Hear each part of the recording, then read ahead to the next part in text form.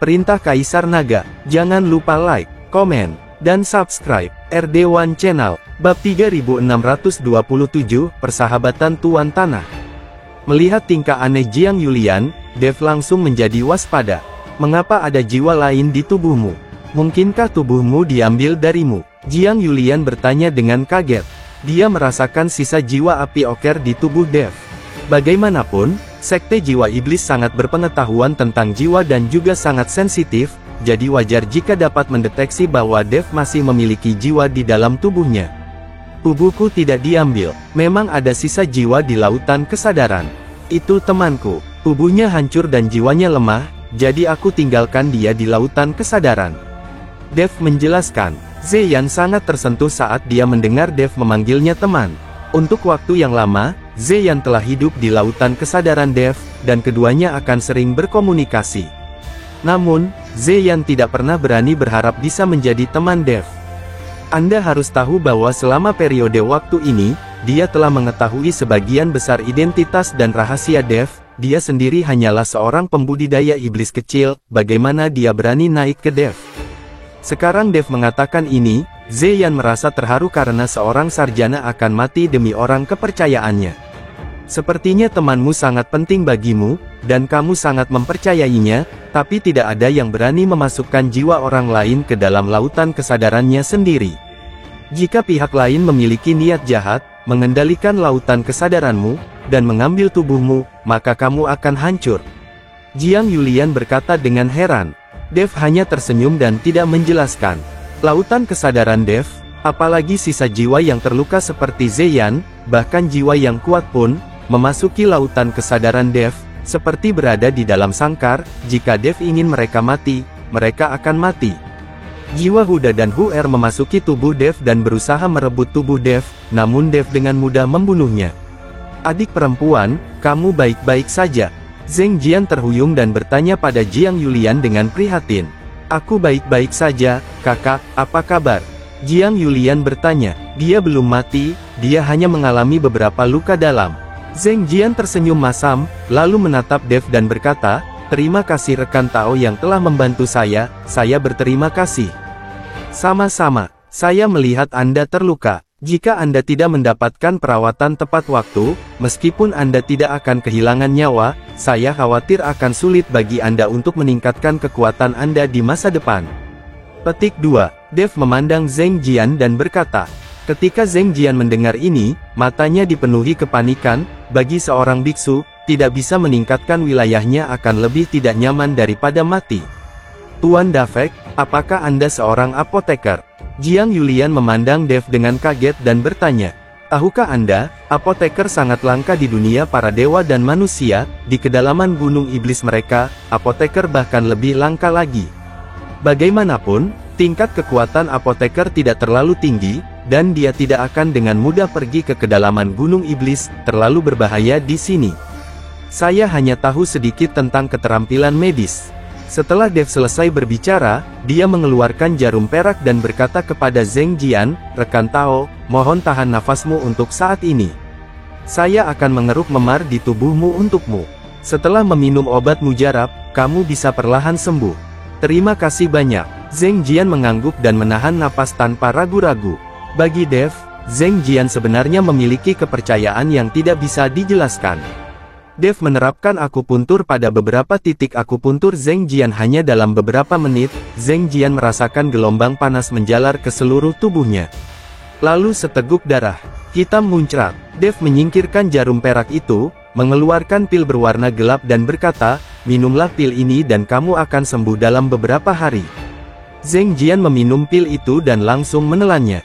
Di dunia para dewa dan manusia, sebenarnya tidak banyak orang yang berani mengambil barang orang asing seperti ini, kecuali mereka memiliki kepercayaan khusus satu sama lain.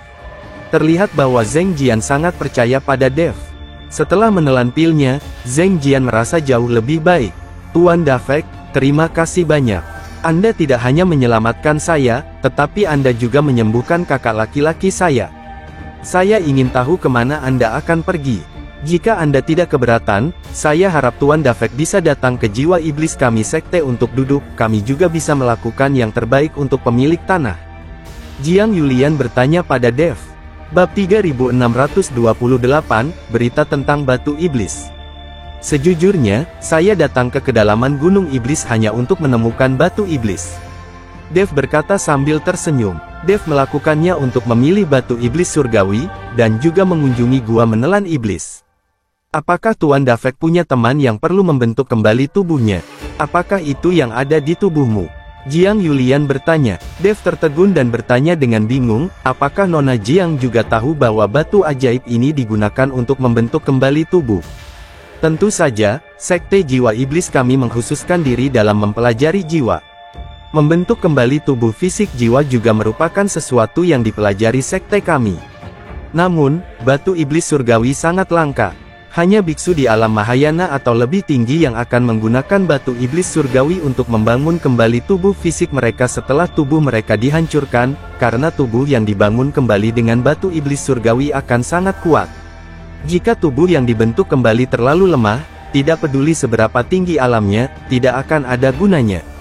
Ia tidak akan mampu menahan aura menakutkan, dan tubuh itu bahkan bisa meledak.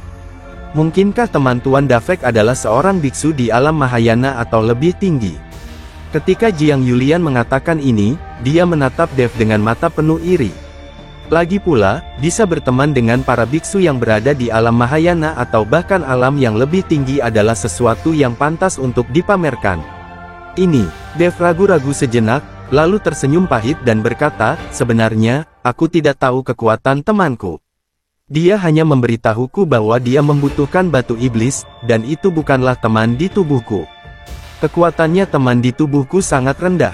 Dev masih belum mengetahui apa kekuatan Feng Mo, lagi pula Feng Mo hanyalah sisa jiwa dan telah merampas tubuh orang lain, jadi kekuatannya pasti akan sangat berkurang. Adapun keadaan Feng Mo saat puncaknya, Dev tidak tahu. Ada juga iblis yin, iblis darah, dan Dev tidak mengetahui wilayah mereka.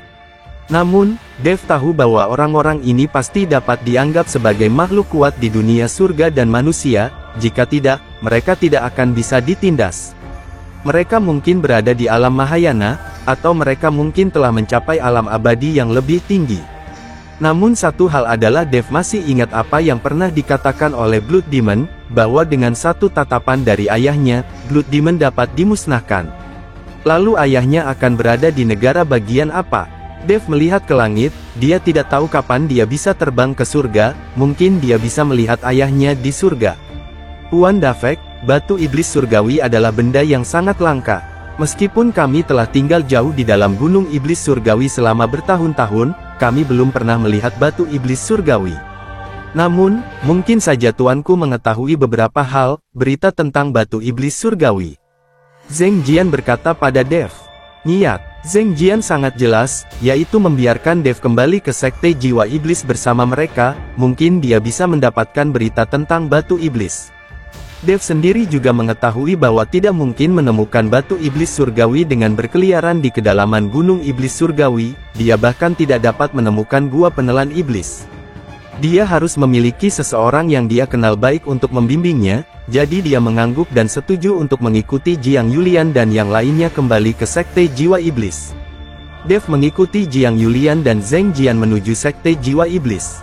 Faktanya, Dev tidak tahu bahwa gua menelan iblis hanya berjarak beberapa ratus mil dari tempat mereka berada sekarang, dan mereka bisa sampai di sana dalam waktu kurang dari sehari. Pada saat ini, jauh di dalam gua menelan iblis, lebih dari selusin mayat pembudidaya iblis ditempatkan di tanah. Pakaian mayat para pembudidaya iblis ini sebenarnya sama dengan pakaian Jiang Yulian dan Zheng Jian, mereka semua seharusnya murid dari sekte jiwa iblis. Awan kabut hitam mengelilingi puluhan mayat. Gumpalan energi mematikan terpancar dari mayat itu.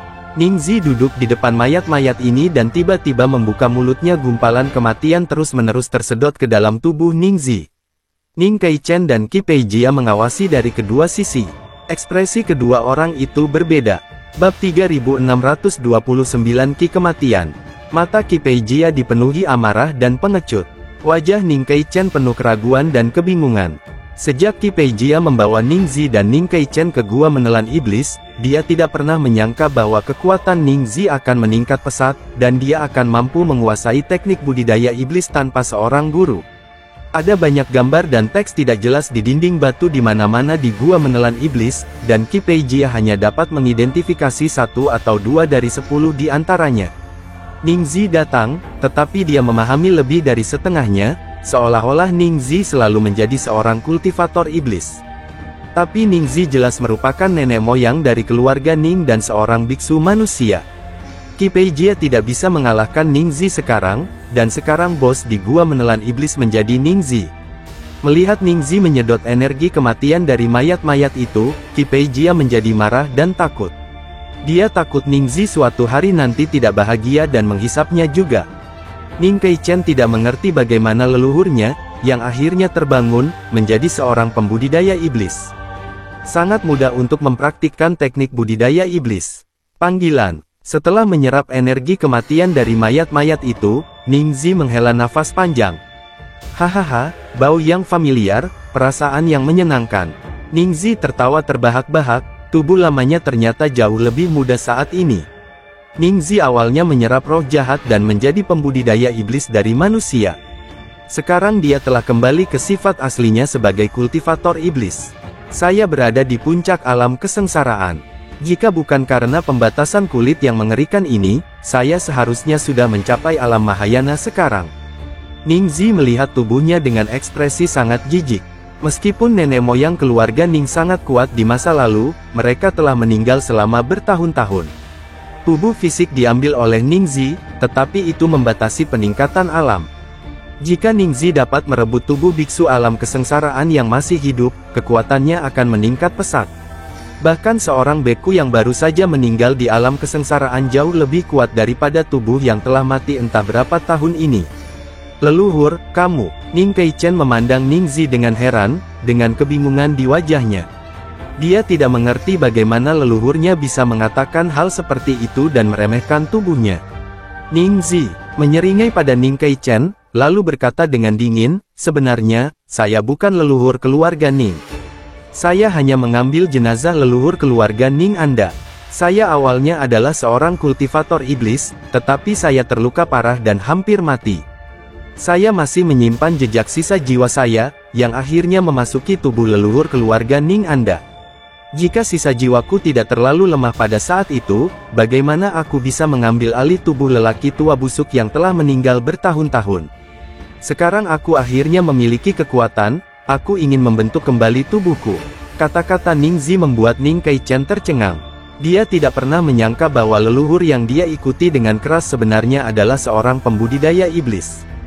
Sekarang, dia akhirnya memahami semua perilaku aneh nenek moyangnya selama periode waktu ini. Kamu, wajah Ning Keichen dipenuhi amarah. Dia menggantungkan semua harapan kesuksesan keluarga Ning pada leluhurnya. Sekarang dia mengetahui bahwa leluhurnya telah menjadi orang lain, yang sulit dia terima. Tubuh Ning Keichen yang marah sedikit gemetar, dia ingin mengambil tindakan, tetapi dengan sedikit kekuatannya, dia tidak rentan sama sekali. Sekarang setelah kamu mengetahui kebenarannya, inilah waktunya untuk pergi ke bawah tanah dan menemani anggota keluarga Ningmu. Setelah Ningzi selesai berbicara, dia tiba-tiba mengulurkan tangannya, dan kekuatan hisap yang besar menyedot Ning Keichen ke tangannya. Vitalitas Ning Keichen dengan cepat terkuras, dan kemudian ledakan energi kematian muncul dari tubuhnya. Ningzi membuka mulutnya dan menghembuskan energi kematian ke dalam tubuhnya. Lalu dia melepaskannya, dan tubuh Ning Keichen jatuh dengan keras ke tanah. Qi Peijia memperhatikan semuanya dengan tatapan kosong, dan dia akhirnya mengerti kenapa Ningzi bisa dengan cepat berlatih teknik budidaya iblis, ternyata dia adalah seorang kultivator iblis. Bersambung.